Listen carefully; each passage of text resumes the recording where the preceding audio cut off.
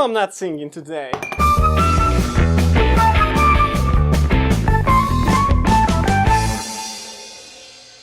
Hi, my name is Coco BeChamel, and today I'll show you how to make your own holiday cupcakes. The best part is, you don't have to make them only during holidays. You can make them and eat anytime you want, unless your doctor tells you otherwise. We're not using store-bought mixes, we're cooking from scratch, both cupcakes and frosting. After you realize how simple the recipe is, you'll never go back to mixes again. Also, these are absolutely foolproof. You don't have to be precise with measurements, baking time doesn't have to be exact. If you're allowed to use an oven, you'll be fine. I'm making only 6 cupcakes today. I've made 2 test batches already and I don't need to eat more. However, if you want to bake a full dozen or more, just double or triple the ingredients. Let's cook! Start by melting half of a stick of an unsalted butter. You can do it in a microwave, I won't judge. You can also use vegetable oil or margarine. If you do, that's 1/4 cup each. Now, half a cup of sugar, few drops of rum food flavoring. You can of course use any flavoring you want, but since these are holiday cupcakes, I'm going with rum. Now we're speeding up a little bit, so be ready. Crack in 1 egg, add half a cup all-purpose flour, 3/4 teaspoon of baking powder, and last but not least, 1/4 cup of milk. You might have noticed I haven't mixed the dry and wet ingredients separately.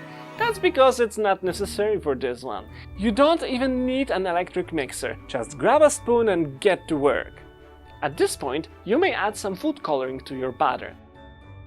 I want mine to look like dirt/sand for the Christmas trees, so I'm fine with their natural color. You also can add some chocolate chips or dried fruit, but you're not paying me for extra work, so we skip that as well. Now, you will need this extremely rare and expensive piece of cooking equipment, a cupcake pan. Things just got real. As I said, this recipe will give us exactly 6 cupcakes, so I prepared 6 paper cups. Pour your batter in.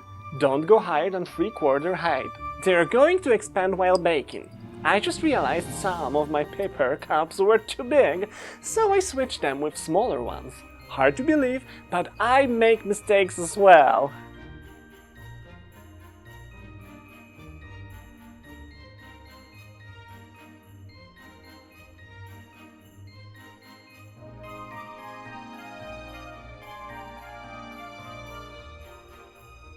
Now put them in a hot oven for 20 minutes at 350 Fahrenheit.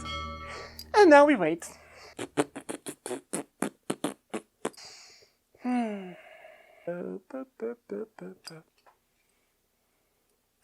After 20 minutes, check on your cupcakes. If they turn a little brown on top and/or started gently breaking, they're ready. If they look pale and smooth, give them 3 more minutes.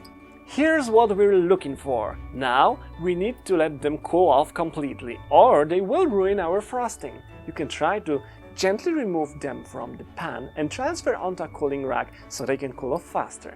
Clean your workspace and bring a new, preferably not plastic, bowl. We're making buttercream! We're using 1 stick of butter, and this time it has to be softened, not melted. Mine was a little too soft after sitting too close to the oven, but it didn't matter in the end. Grab your mixer and fluff up the butter. Once it's nice and fluffy, you can start adding powdered sugar. To be more specific, I'm using confectioner sugar. It has a little bit of starch inside, so the frosting will be firmer and keep its shape better. I'm adding 1 cup and mix. Usually, when I'm making buttercream, I don't do measurements. I just look for the texture I like. However, just for you, don't tell anyone. I've checked and listed the amounts. After the first cup is well mixed, I add 2 tablespoons of milk. I've seen recipes giving more, but I plan on adding a generous amount of liquid food coloring, and I don't want my frosting to be too wet. Now just keep adding sugar and mix. I've used 3 cups of powdered sugar in total. When you have a nice thick texture, add your food coloring. I went with green, but depending on your designs and decorations, you can choose other colors. To be more specific, I used 2 green colorings. One wasn't dark enough and the other one was just too cold. So I mixed them to have the shade I liked. Now, this is an optional step. I add a little bit of lemon juice to break the greasy, buttery flavor. You can also use small amounts of strong alcohol like vodka. But my frosting is meant to be orange flavored, so I'm sticking with citrus. Few drops of orange coloring and we can mix. And yes, I did forget about this step when cooking and I had to mix them with a spoon.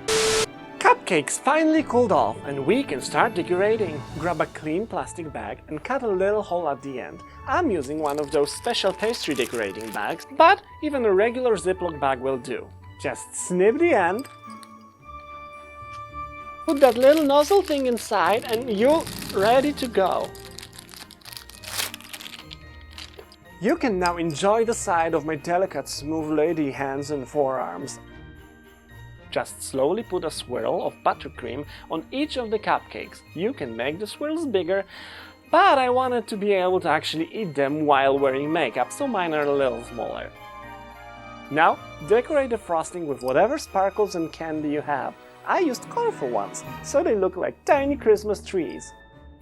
You can use your fingers, but with those freaking nails, I decided to use tweezers. Finally, one golden star on top of each cupcake. And we're done! They don't just look, but also smell and I believe taste like Christmas.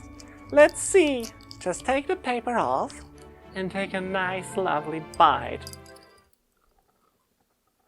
So good. Rum cupcake with vaguely citrus frosting, delicious. But not too sweet. Thanks to the citrus. Yes, exactly, you knew it. Good job, good job.